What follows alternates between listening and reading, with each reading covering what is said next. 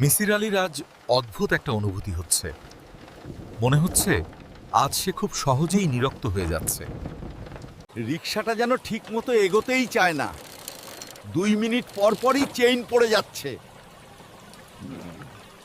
অনেক দেরি হয়ে যাচ্ছে।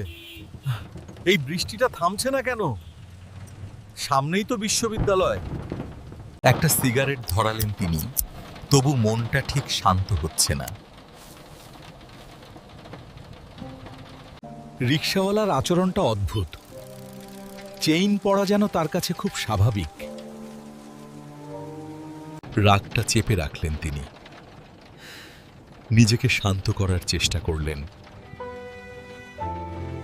জীবনানন্দ দাশের একটা লাইন মনে পড়ল, মনে হয় একদিন।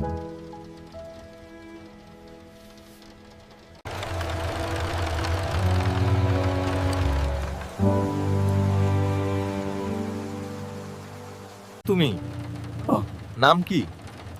মামু। বাড়ি কোথায়? বাড়ি ঘর নাই। সে নীরবে নেমে গেল, টাকা দিল, কিন্তু মনে মনে কিছু একটা ভাঙছিল। এই মানুষগুলো কেন এমন আচরণ করে? সে শুধু ভাবছিল।